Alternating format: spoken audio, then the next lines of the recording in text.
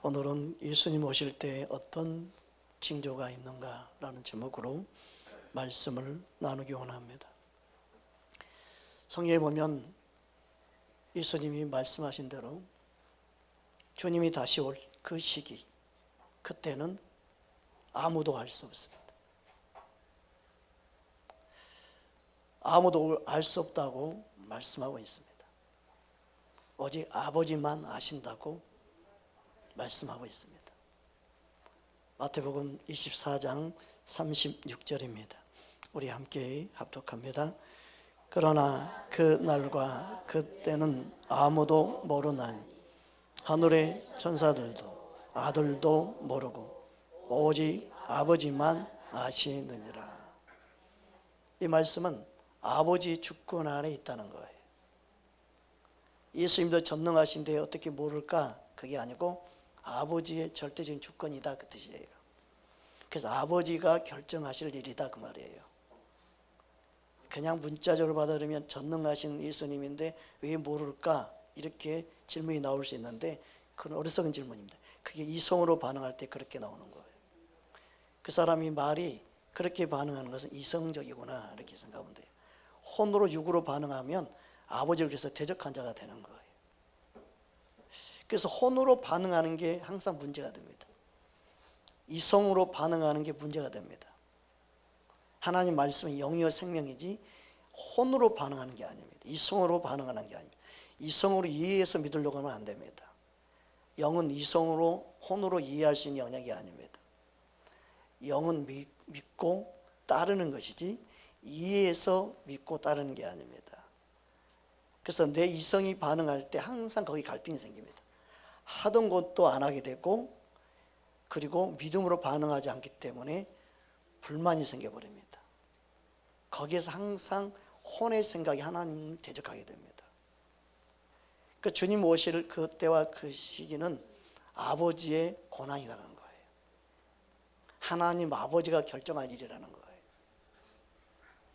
그래서 이 말씀을 영으로 해석하고 알아들을 때 이해가 되는 거지, 안 그러면 따져요. 자꾸 예수님 모른다니 말이 되냐, 뭐 이렇게 따지고. 그래서 하나님 아버지의 절대 주권이기 때문에 아버지께서 결정할 일이다, 그 말입니다. 우리는 모릅니다. 근데 왜 모르게 하셨을까? 여러분, 왜 모르게 하셨을까요? 그냥 알려주면 좋을 텐데. 여러분 생각해 보세요. 엄마가 아빠가 몇 시에 온다 자녀들이 알면요, 그 전까지는 마음껏 놉니다. 하고 싶은 것 마음껏 합니다. 일 벌릴 때 다 벌립니다. 그리고 올 때가 됐다 그러면 그때부터 불이 났게 치우고, 컴퓨터도 시키고, 드라이기를 시켜가지고 열도 시키고 해가지고 컴퓨터 사용 안 한 것처럼 해놓고, 게임도 안 한 것처럼 해놓고, 일 전혀 안 하고 공부만 하고 있는 것처럼 책상에 딱 앉아가지고 공부한 척하고 있습니다. 여러분, 우리에게 알 수 없게 하시는 것은요, 다른 게 아니에요. 항상 깨어 있으라고, 항상 준비하고 있으라고. 할렐루야. 그 아버지의 마음을 알지 못하면 우리 믿음 생활은요, 사람이 보이기 위한 기회주의자처럼 믿음 생활하게 돼요. 믿음이 있는 것 같은데 항상 사람 의식하는 믿음의 수준에 불과하게 돼 있어요. 그러나 하나님 말씀이 아버지의 마음을 알면요, 사람이 있든 없든 내 믿음을 보이고 믿음으로 반응하고 하나님 앞에서 나의 믿음을 갖게 되는 것이죠. 여러분, 우리는 아버지의 마음을 알 수 있기를 주 이름으로 축복합니다. 마태복음 24장 42절에서 44절까지 우리 보겠습니다.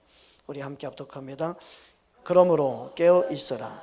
어느 날에 너희 주가 임하련지 너희가 알지 못함이니라. 너희도 아는 바니 만일 집주인이 도둑이 어느 시각에 올 줄 알았더라면 깨어 있어 그 집을 뚫지 못하게 하였으리라. 그러므로 너희도 준비하고 있으라. 생각하지 않을 때에 인자가 오리라. 이처럼 하나님 아버지의 마음, 예수님의 마음은 우리를 항상 깨어있게 만들기 원해서 항상 준비하고 있기를 원하셔서 이 세속에 물들지 않고 끝까지 믿음을 지키게 하기 위해서 하나님이 우리에게 예수님의 재림의 때를 가르치지 않고 있는 거예요. 그렇지만 깨어있는 자들에게 보여주는 사인이 있어요. 예수님 오실 때 징조가 있다. 그 징조를 유심히 살펴보아라. 깨어있는 자들은 그 징조를 보고 살피는 거예요. 우리는 뉴스를 보는 이유와 목적이요, 세상은 돌아간 이야기를 보기 위해서 뉴스를 보면 안 돼요. 주님 오실 때가 어떻게 진행되고 있는가 볼 수 있어야 돼요. 세상 소식을 들을 때 두려워 떨기 위해서 듣는 게 아니라 주님 오실 때가 가까워오고 있네, 사인을 보는 시간으로 뉴스도 보아야 돼요. 세상에 돌아간 모든 것을 우리는 주님이 오실 날을 기대하고 바라보는 시각을 갖고 듣고 보아야 됩니다. 할렐루야. 그 은혜가 있기를 주 이름으로 축복합니다. 그래서 말씀에 주님의 때, 그 시기는 정확하게 알 수 없으나 징조를 우리에게 보여주셨어요. 이런 때가 있을 거다, 이런 때가 올 것이다, 마지막 때는 이런 일이 일어날 것이다. 그래서 마지막 때에 대한 징조를 우리는 보고, 아, 주님 오실 날이 가까워가고 있구나, 주님 오실 때가 됐구나. 우리는 항상 긴장하고 깨어있게 만드시는 거죠. 여러분, 항상 깨어있는 하나님의 사람 되기를 주님으로 축복합니다. 옆사람 인사합시다. 항상 깨어 있읍시다. 아멘. 그러면 예수님의 재림의 때의 징조는 어떤 모습으로 나타나는가? 첫째로 사람들의 모습을 통해 징조를 보게 하셨습니다. 어떤 사람들이 말세에 일어나는가? 디모데후서 3장 1절 5절 말씀 보겠습니다. 우리 함께 합독합니다. 너는 이것을 알라. 말세에 고통하는 때가 이르러 사람들이 자기를 사랑하며 돈을 사랑하며 자랑하며 교만하며 비방하며 부모를 거역하며 감사하지 아니하며 거룩하지 아니하며 무정하며 온통함을 풀지 아니하며 모함하며 절제하지 못하며 싸나우며 선한 것을 좋아하지 아니하며 배신하며 조급하며 쾌락하기를 사랑하기를 하나님 사랑하는 것보다 더하며 경건의 모양은 있으나 경건의 능력은 부인하니 이 같은 자들에게서 내가 돌아서라. 사람들을 보면 징조가 보인다는 거예요. 말세에 이런 사람들이 더 많아질 것이다. 그래서 뉴스를 보면 다 돈 때문에 살인도 하고 죽이고 부모도 몰라보고 점점 이 세상에 어둠에 사로잡힌 자들이 많아지기 시작해. 싸나워지고 사람인데 로봇처럼 무정해요. 감각이 없어요. 감정이 메말라 버려요. 전혀 감사할 줄 모르는. 여러분, 우리는 이 세대의 믿음을 어떻게 우리는 갖고 살아야 되는가, 어떤 믿음으로 살아야 되는가 말씀을 통하여 가르쳐주고 있어요.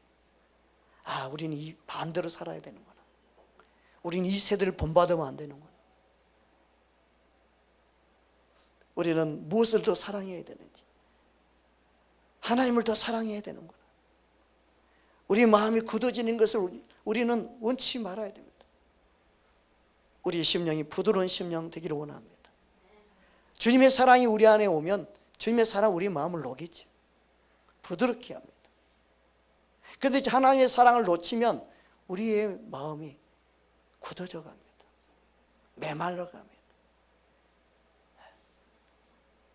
황폐해집니다. 피폐한 마음. 그런 마음, 사람이 사람처럼 살지 못하는 거죠. 그래서 사람들을 보면 주님의 징조가 보인다는 거예요. 어떤 사람들이 또 일어나는가? 거짓 선지자들이 일어날 것이다 말씀하고 있습니다. 오늘 본문입니다. 마태복음 24장 오늘 본문 4절 5절 말씀 보겠습니다. 함께 합독합니다. 예수께서 대답하여 이르시되 너희가 사람의 미혹을 받지 않도록 주의하라. 많은 사람이 내 이름으로 와서 이르되 나는 그리스도라 하여 많은 사람을 미혹하리라. 예수 이름으로 와요. 예수 이름으로 온다고 해도 우리는 미혹되지 않아야 되죠. 그러려면 다른 거 없어요. 말씀을 알아야 돼요. 영적으로 깨어 있어야 돼요. 진리의 말씀을 무장해야 돼요. 가짜 교회가 더 진짜 교회인 것처럼 꾸밀 거예요. 가짜 목사가 더 진짜 목사인 것처럼 꾸밀 거예요. 거짓 선지자가 더 많이 일어날 거예요. 그래서 많은 사람들을 미혹하는 거예요. 그 진리를 모르면 안 돼요. 하나님 말씀을 모르면 미혹당할 수밖에 없습니다. 우리는 이 사실을 기억해야 됩니다. 마태복음 24장 11절 12절에도 보면 다음과 같이 말씀하고 있습니다. 함께 합독합니다. 거짓 선지자가 많이 일어나 많은 사람을 미혹하겠으며 불법이 성함으로 많은 사람이 사랑이 식어지리라. 거짓 선지자는 특징은 불법을 행할 수밖에 없습니다. 불법은이라는 말은 뭐냐? 하나님 뜻이 아니다는 것이죠. 그게 누구의 뜻이요? 하나님 뜻은 아닌데 누구의 뜻? 사람의 뜻. 이게 불법이에요. 그 인본이 가장 무서운 거예요. 사람에게서는 불법을 안 보여요. 근데 하나님 보실 때는 불법이에요. 인본은 이게 안 보이죠. 자기들에게 맞춰주니까. 사람을 즐겁게 하고 사람을 기쁘게 하는 것은요, 이미 하나님 보실 때는 불법으로 행하는 거예요. 근데 내가 깨어있지 않으면 그게 그냥 좋아요. 우리들에게 유익하니까. 불법은요, 하나님 뜻이 아닌 게 불법이죠. 말씀이 아닌 게 불법이에요. 거짓 선지자는요, 하나님 뜻 상관없어요. 말씀 전혀 상관없어요. 사람을 기쁘게 하면 돼요. 사람에게만 유익하게 하면 돼요. 그게 불법의 특징이에요. 그래서 누굴 미혹하기 위해서 그래요? 사람들을 미혹하기 위해서 하는 거죠. 그들의 관심사는 그냥 사람이에요. 하나님이 아니에요. 여러분, 설교에 예수님이 빠지면 안 돼요. 그래서 복음의 내용이 빠져 있으면 안 돼요. 우리는 생명의 떡, 말씀의 떡, 예수님을 먹어야 살아요. 할렐루야. 아, 교회 와서 예수님 말 듣기 싫다, 말씀을 듣기 싫다, 그것과 싸워야 돼요. 내 안에 그걸 물리쳐야 돼요. 그래서 바른 말씀만을 전하는 교회를 점점점 오는 걸 싫어해요.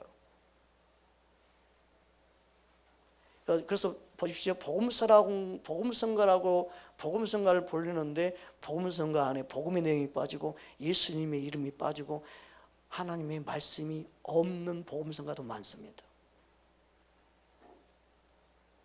세상 사람들도 좋아할 만한 노래를 부르는 거죠. 모든 사람들이 듣고 좋을 만한 노래를 부르는 거지, 하나님을 찬양하는 내용이 없는, 복음이 빠져있는, 말씀이 빠져있는 복음성가 점점점 많아져요. 그냥 노래만, 듣기 좋은 노래만.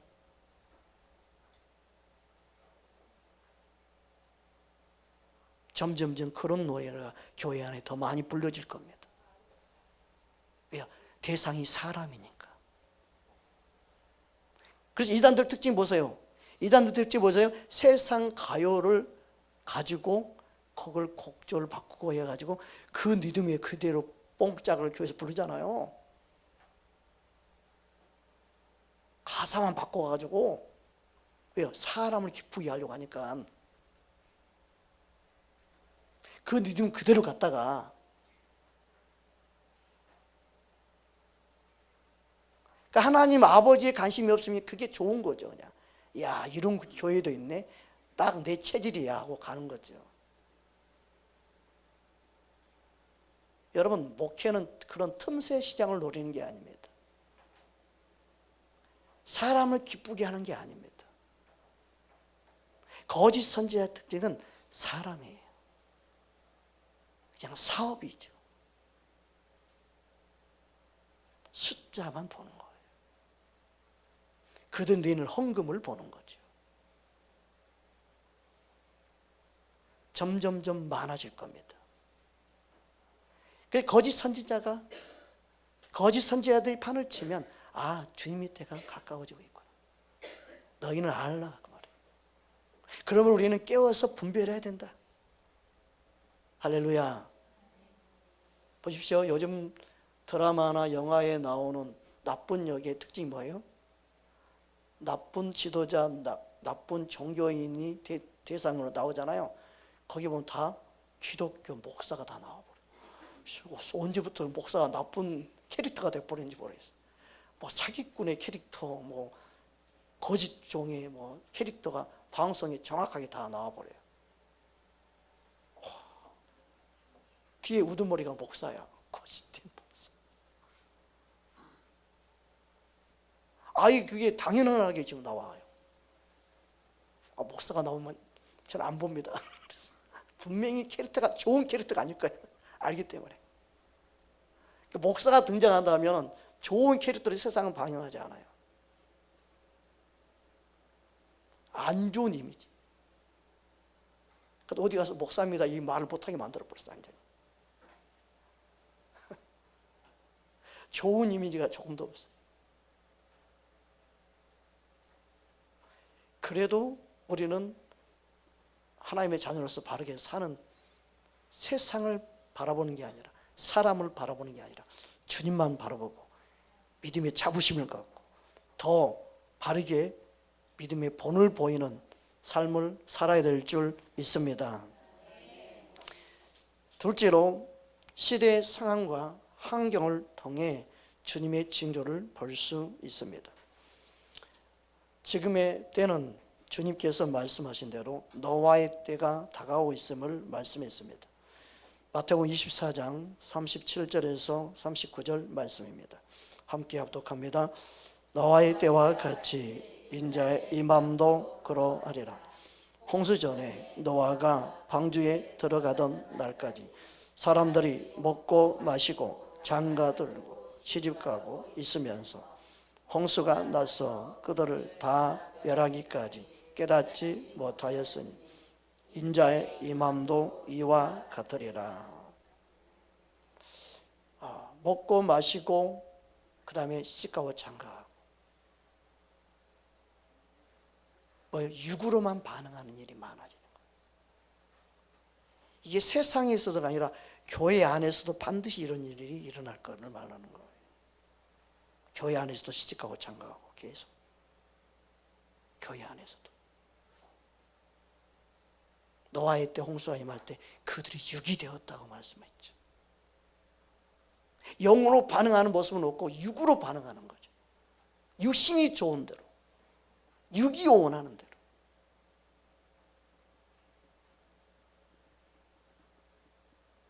그 교회가, 공동체가 중심을 잡은 성도들이 없으면요, 자꾸 교회 분위기가 세상 분위기처럼 돌아가거나 세상의 모습을 교회 안에서 자꾸 나타내려고 하거나 그런 분위기를 만들면 안 돼요. 육신이 반응하는 모습으로 자꾸 교회 전체의 분위기가 흘러가면 안 돼요. 그래서 교회 분위기가 육으로 반응하게 되면 어떻게 해요? 여성교회, 남성교회 가가지고도 고스톱 치고 있는 거지. 여성교회가 가지고 고스톱 치고 있으면 되겠어요? 남성교회 가지고 우리 술 한잔 합시다 하고 막걸리 돌리고 소주 돌리고, 이런 남성교회도 있네, 너무 좋다 그러면서 다음에도 또 모여야지, 그런 분위기 되면 되겠습니까? 여러분, 교회 공동체는요, 세상과 뭔가 다른 공동체를 만들어 가야 되죠. 육으로 반응하는 것을 우리는 교회 공동체 안에서는 하지 않도록 절제시키고, 그리고 그것을 싸워 이길 수 있도록 기도로 도와주고, 믿음을 이길 수 있도록 믿음으로 세우는 자가 돼야 되죠. 할렐루야. 그러기 위해서 교회가 있는 것이죠. 그러니까 혼으로 반응하는 설교를 들으면서 그래, 그럴 수 있지 뭐, 자꾸 인정하게 만들면 안 돼요. 영으로 반응해야 되죠. 영으로 반응하는 것은 뭐예요? 말씀 그대로 반응하는 영으로 반응하는 거예요. 할렐루야. 여러분, 가정 안에서도 부부가 예수를 믿긴 믿는데 왜 싸워요? 인본으로 믿음 생활하는 사람은 대강 적당히 해. 아이, 미치게끔 그렇게 다니지 말어. 그렇게 교회에 빠져가지고 난리야. 그거 항상 싸우죠. 대강 대충 다니기를 원하죠. 인본이 강하면 갈수록 대강 대충이에요. 예수님을 사랑한 걸 꼴을 못 봐요. 예수님께 빠지는 것을 못 봐요. 그것을 힘들어해요.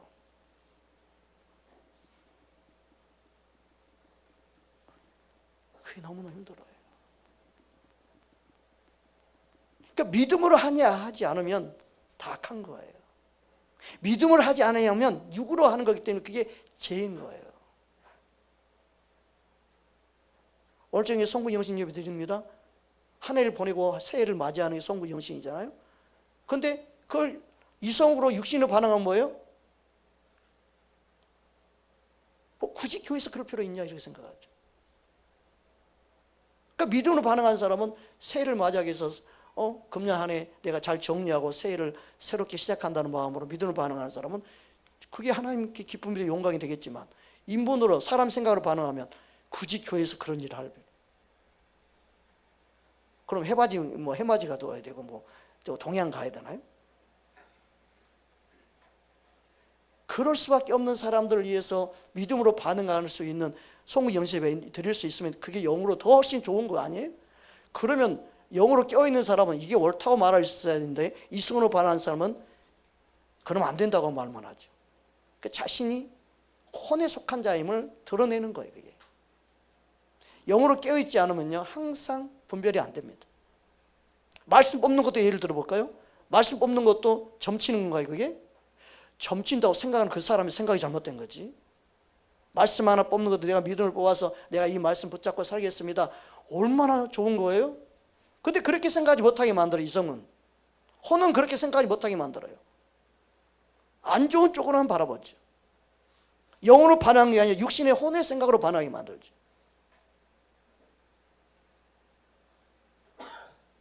어디 다방에 가지고 하나 돌려가지고 뭐 하나 뽑는 것처럼 반응하는 건가요? 그게 혼의 생각이 악한 거예요. 그래서 육신의 생각은 사망인 거예요. 우리는 이 세대를 볼 때 항상 내가 믿음으로 하는가가 중요하고 내가 영으로 반응하는 이게 중요하고, 그렇게 못하는 사람 그렇게 하게끔 인도해 줄 수 있는 깨어있는 지도자가 필요한 거지, 무조건 비판하고 판단하고 해서 잘못됐다 하면 안 된다 정죄하고 판단하는 그 자체가 악한 거예요. 그게 혼을 유기로 가르치는, 사람은 영을 죽이는 가르침이에요. 그런 사역자가 너무너무 많아요. 자신들이 가짜임을 드러내는 거예요. 그냥 말장난만 하는 거예요. 주의 음성을 정확하게 듣지 못해서 그러는 거예요. 기도해서 진짜 물어보세요. 그럼 주님이 가르쳐줘요. 너가 좋게 쓰면 좋은 거 아니냐, 너가 유익하게 쓰면 좋은 게 아니냐, 너가 진짜 믿음으로 하고 너가 지혜로운 한다면 그게 어찌 약한 거냐. 주님은 그렇게 분명히 말씀해 주십니다. 할렐루야. 그러니까 다 주님께 물어야 되는데 묻지 않고 혼의 생각으로 판단하고 정죄하고 그렇게 하면 안 된다 하는 교회들, 이상한 교회처럼 만들어버리는, 아버지의 마음을 몰라서 그렇습니다. 그래서 열심히 있는 마음도 식어버리게 만드는 거예요. 믿음으로 반응하는 것을 식어버리게 만들어버려요. 그럼 이것도 빼고 저것도 빼고 이것 빼면 뭐예요? 뭐만 남아요? 각자 집에서 예배 드려야지. 그냥 뭐하러 교회 나와. 육신의 생각이 사망이에요. 하나님과 원수 맺는 거예요. 하나님을 대적하는 거예요. 그런데 자신들 그걸 모르고 해요. 그냥 모르면 가만히 입 다물고 있어야 되는데, 여러분, 우리는 주님께 다 물어야 합니다. 그럼 믿음으로 반응할 수 있도록 해야 됩니다. 내가 영으로 반응하지 못하는 내 자신을 탄식해야 됩니다. 우리는 항상 영으로 반응하고 믿음으로 반응한 자가 되어야 됩니다. 그때 유익합니다. 할렐루야. 말씀을 왜 1년에 한 번 뽑아요? 한 달에 한 번도 뽑을 수 있고, 내가 말씀을, 귀한 말씀 뽑아가지고 그걸 품고 사는 게 중요하지. 말씀에 순종할 수 있다면 얼마나 좋아요. 매일매일 말씀 나는 뽑아가지고 매일매일 보여요. 어떻게 반응하는가가 중요해요. 여러분, 하나님 말씀을 정말 사모하고 목말라 할 수 있기를 바랍니다. 여러분, 말씀을 마음에 새길 수 있기를 주님으로 축복합니다. 믿음 없이 반응한 자는 믿음 있게 반응하게 만들어줘서 살리는 자가 돼야 되죠. 주님이 누굴 기뻐할까, 무엇을 기뻐할까 우리는 생각해야 됩니다. 그러면요, 항상 우리는 답을 얻을 수 있고 주님이 기뻐하는 믿음으로 행하는 하나님의 사람이 될 줄 믿습니다. 그래서 우리는 노아 이때와 같이 될 것을 알아야 됩니다.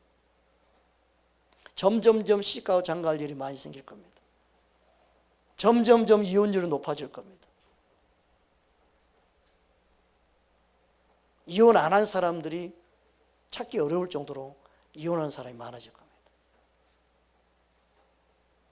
마지막 때 일어나는 현상입니다. 시집가고 장가가고 먹고 마시고 육신으로 반응하는, 당연시 될 겁니다. 그리고 믿음의 하나님의 자녀이 깨어있지 않으면 가정 하나 지키는 것도 어렵습니다.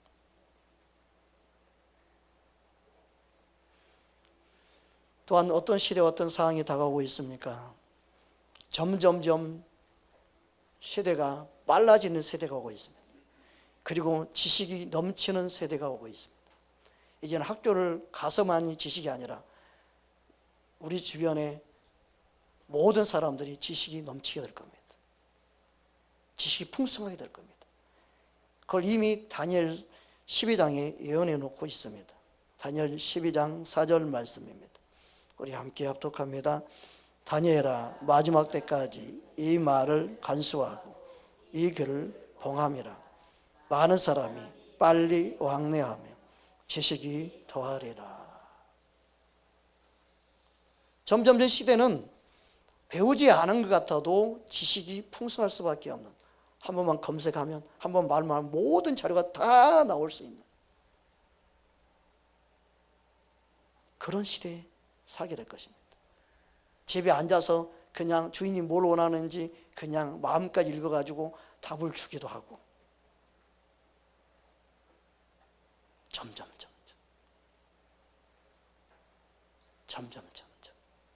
손 하나 까딱만 해도, 말 한마디만 해도 짜자자 정보가 흘러나오고, 그런 시대가 올 겁니다. 총알 스피드처럼 달리는 차들이 더 생겨날 겁니다. 교통수단이 생길 겁니다. 생각해 보십시오. 하나님이 다니엘을 통해 미리 예언하셨어요. 마지막 때 이런 일일 것이다. 사람들은 끊임없이 연구하죠. 더 빠른 차, 더 빠른 정보를 얻을 수 있는 방법들을 연구해 가고 있습니다. 모든 정보.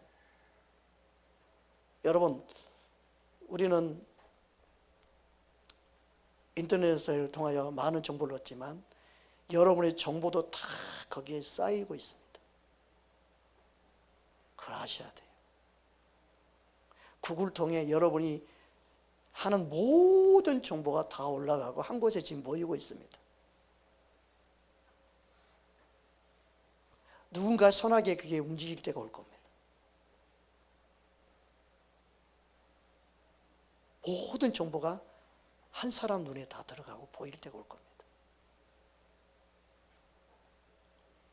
인터넷을 사용하는 모든 사람들의 정보가 다 수집되고 있습니다.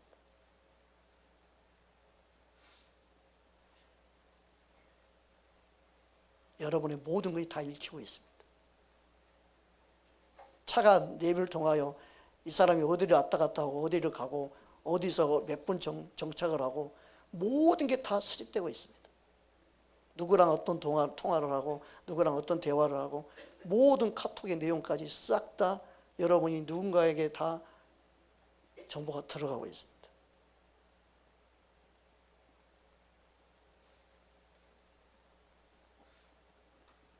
사람들의 지식이 점점 풍성해질 겁니다. 배우지 않아도 알게 될 때가 올 거고, 그리고 배울 필요성이 없어질 때가 올 겁니다. 너무너무 다 쉽게 알아지니까.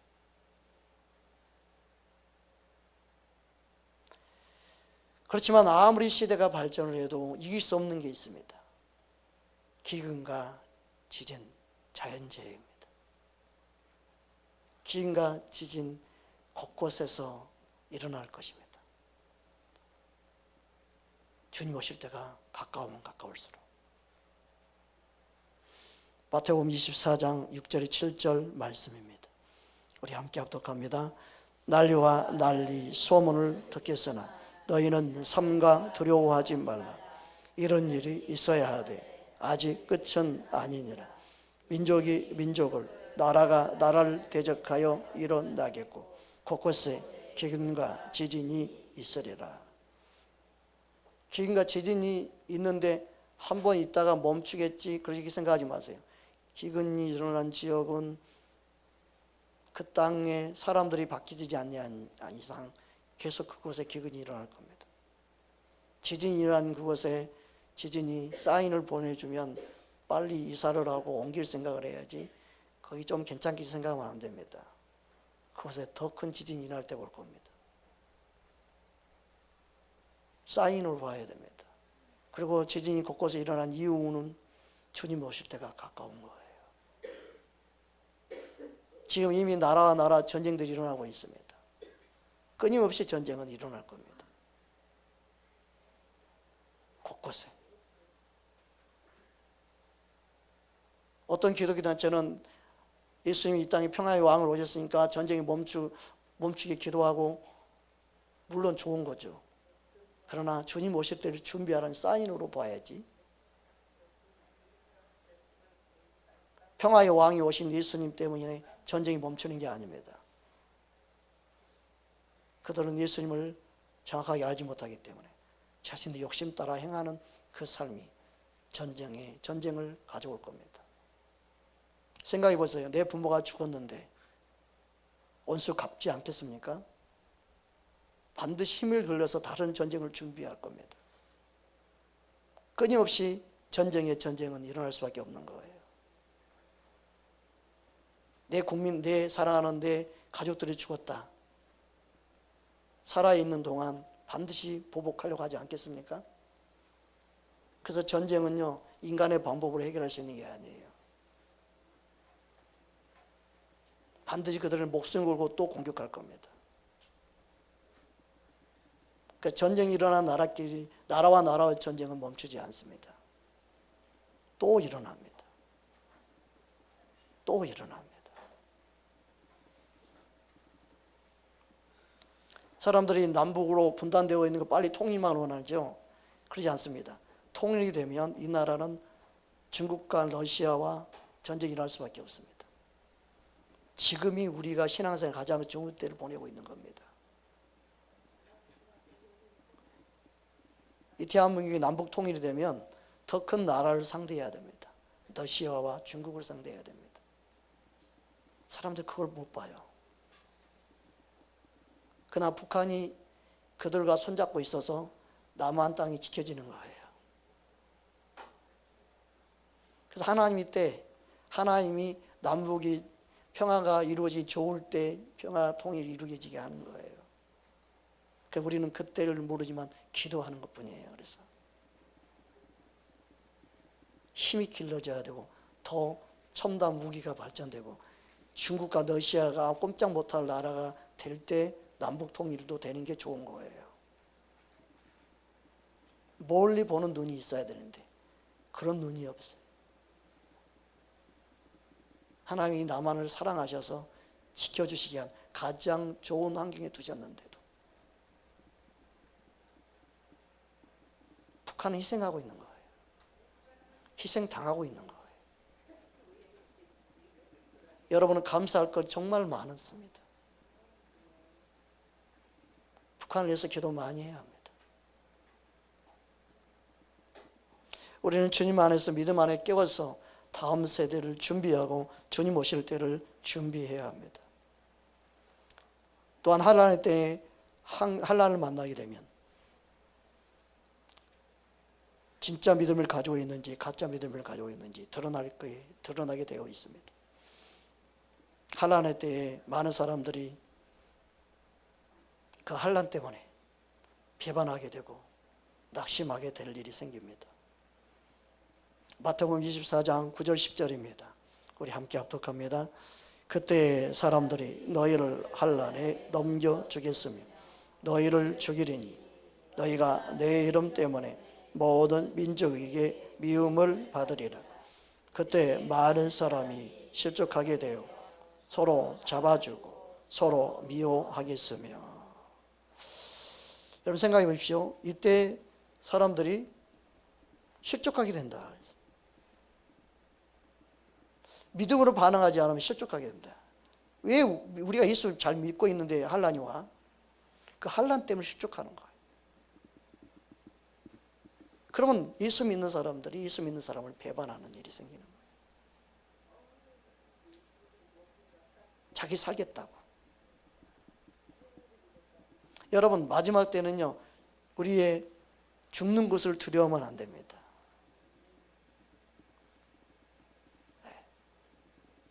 우리는 죽는 것이 두렵지 않고 주를 위해 기꺼이 죽는 자가 되어야 합니다. 그렇게 믿음이 준비되어 있어야 되죠. 어떤 환난 가운데서도 내가 믿음을 지킬 수 있는 자, 내가 목숨을 걸고라도 주님을 지킬 수 있는, 믿음을 지킬 수 있는 자 되기를 원해야 합니다. 그래서 마지막 때 주님이 말씀이 뭐예요? 진짜 믿음인 자를 보겠느냐.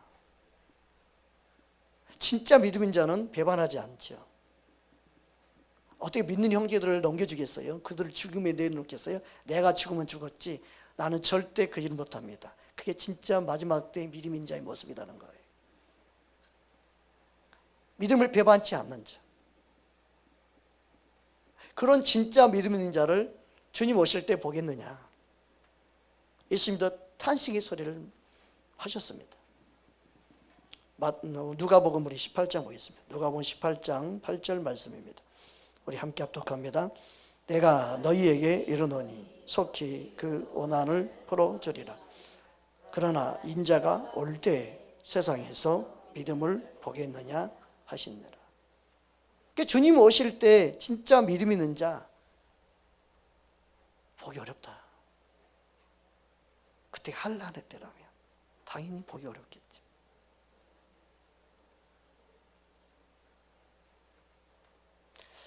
세 번째로 예수님의 재림의 징조, 그때 적그리스도의 출현이 있습니다. 데살로니가 후서 2장 3절 말씀입니다. 우리 함께 합독합니다. 누가 어떻게 하여도 너희도 미혹되지 말라. 먼저 배교하는 일이 있고 저 불법의 사람 곧 멸망의 아들이 나타나기 전에 그날이 이르지 아니하리니. 멸망의 아들이 나옵니다. 이 멸망의 아들이 적그리스도를 나타냅니다. 4절 이어서 보겠습니다. 우리 함께 합독합니다. 그는 대적하는 자라 신이라 부르는 모든 것과 숭배함을 받는 것에 대항하여 그 이에 자기를 높이고 하나님의 성전에 앉아 자기를 하나님이라고 내세우느니라.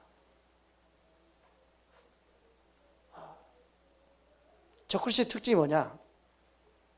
숭배함을 받는 자를 대적해요. 와, 대단해요, 그죠? 숭배를 받는 자를 대적해요. 숭배함을 받는 것을 대적해요. 그러니까 뭔가 그럴싸해 보이잖아요. 그런데 자기가 하나님 자리에 올라가 버려요.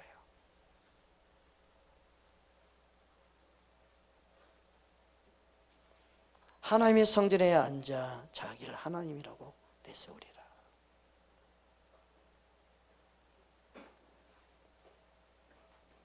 자기 의의 사례 핑계 그래서 좋은 게 아니에요. 뭔가 대적한다고 해서 좋은 게 아니에요. 그가 하나님 자리에 올라갈 수 있어요. 그런 사람들이 일어날 겁니다. 점점점. 뭔가 대적하는 자로 뭐가 쓰임받는다고 좋은 게 아니에요.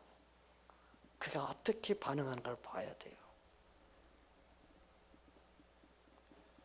그가 하나님 자리에 올라가요. 그 권세를 힘입어서. 와, 어둠을 대적하네, 악당을 대적하네, 와, 막 인기를 끌 거 아니에요. 사람들이 막 우와 이게 진짜다 막 몰려들 거 아니에요.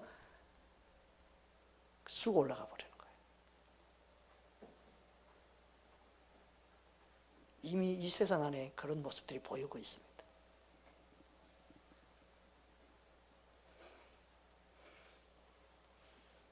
자기를 하나님이라고 내세우리라.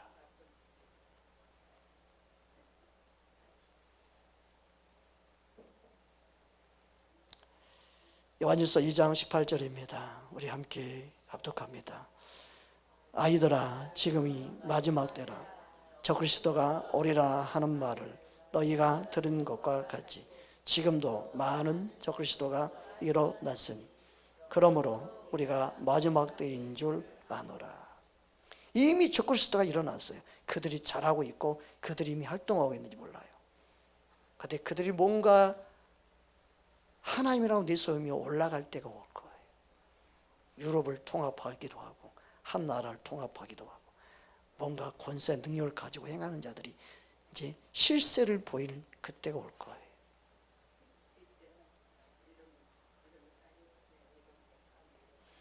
네 번째로 주님의 재림의 때에 우리는 하나님의 일은 멈추지 않습니다. 하나님의 부흥은 멈추지 않습니다. 하나님이 오실 때는 이방인의 완전한 수가 찰 때에 오십니다.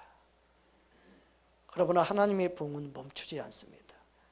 이런 가운데서도 하나님의 부흥은 계속될 겁니다. 깨어있는 자, 하나님의 말씀에 반응한 자를 통하여 하나님의 부흥은 땅끝까지 일어날 것입니다. 우리 이 사실을 기억해야 됩니다. 로마서 11장 25절입니다. 우리 함께 합독합니다. 형제들아, 너희가 스스로 지혜 있다 하면서 이 신비를 너희가 모르기를 내가 원하지 아니하노. 이 신비는 이방인의 충만한 수가 들어오기까지 이스라엘 더러는 우둔한 될 것이라. 이방인의 충만한 수가 찰 때까지 실은 이스라엘이 지금도 공격당하고 있는 거예요. 밟히고 있는 거예요.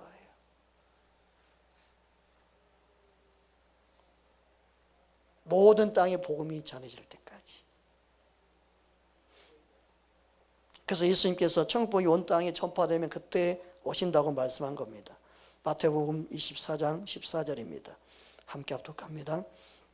이 천국복음이 모든 민족에게 증언되기 위하여 온 세상에 전파되리니 그제야 끝이 오리라. 그 마지막 때 살고 있는 저와 여러분은 무엇을 해야 됩니까? 우리가 해야 될 것은요, 주님을 사랑하는 거예요. 우리가 힘써야 되는 것은 주님을 사랑하는 거예요. 그래야 믿음을 지킬 수 있어요. 내가 주님을 사랑해서 주 앞에 나오고 주님을 찾고 말씀도 보고 기도해야지, 사람의 생각을 가지고 하면 힘들어 지쳐서 하다가 그만둬버려요. 육신의 생각으로 하면 안 돼요. 그게. 문제가 있을 때는 문제 해결해서 뭐든가 할 수 있어요. 그 이제 문제가 해결되잖아요. 더 이상 하나님 찾지도 않고 주님 앞에 나오지도 않고 내 안에 주님을 향한 갈망도 식어버려요. 그러나 정말 주님을 사랑하는 마음을 갖고 있다면 우리의 변치 않는 믿음의 모습을 보이는 것이죠. 우리가 힘써야 되는 것은 주님을 사랑하는 일이에요.